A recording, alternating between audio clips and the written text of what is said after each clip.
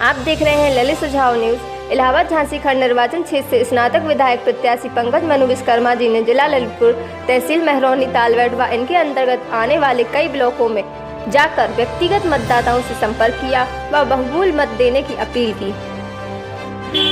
Sir, आप कहाँ से आए हैं? मैं इलाहाबाद से आया हूँ। नाम बताइए अपना। पंकज मनु विश्वकर्मा। तो किस चीज़ का चुनाव लड़ रहे हैं आप? मैं विधान परिषद का चुनाव लड़ रहा हूँ, स्नातक विधायक। क्या उद्देश्य है आपका चुनाव लड़ने का? देखिए, चुनाव लड़ने का उद्देश्य तो सीधे अपने पद के माध्यम से विधान परिषद में पहुंचकर जो हमारी मूलभूत समस्या है उस पर काम करना होता है सीधा। लेकिन जो चुनाव लड़ने का एजेंडा होता है वो प्रत्येक प्रत्याशियों का अलग अलग होता है। तो हमारा जो मुख्य रूप से जो मूलभूत ये समस्या है नियोक्ताओं की, बेरोजगारों की, शिक्षा की, उस पर सरकार पूरी तरीके से पूरे मनोयोग से काम नहीं कर रही है, उसमें कहीं न कहीं भेदभाव कर रही है। तो हम लोग सदन में पहुंच करके इन सब चीज़ों को बेबाकी से उठाने का कार्य करेंगे और जो बेरोजगारों के, नौजवानों की, नियोक्ताओं की तमाम सारी समस्याएं काम करने का कार्य करेंगे। अभी आपने पहले कभी चुनाव लड़ा है क्या? नहीं, ये मेरा पहला चुनाव है।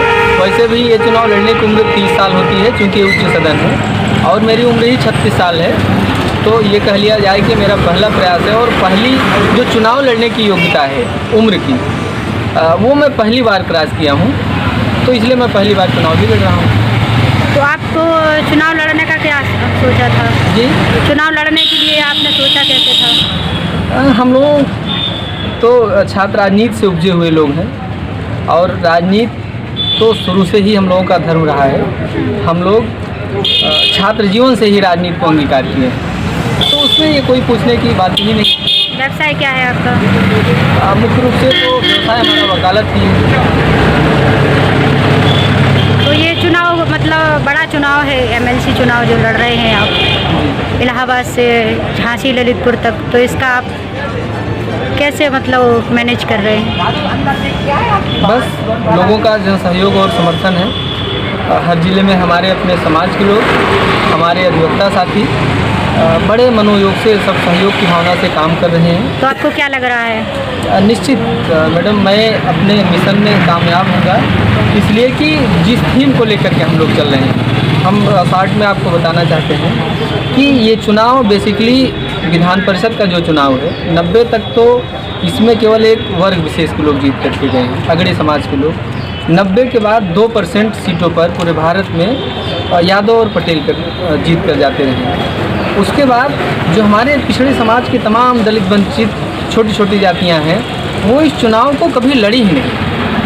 तो वो एक बड़ा तबका जो हमारी छोटे छोटे समाज के लोगों का है, पिछड़े समाज के लोगों का, वो हमारे साथ हैं और हर तरीके से हमारे सहयोग और समर्थन में चुनाव की जीत सुनिश्चित करने के लिए काम कर रहे हैं। इसलिए मैं अपने जीत के लिए पूरी तरीके से आश्वस्त हूँ कि मैं इस चुनाव में विजयश्री हासिल करूँगी। और कुछ कहना है?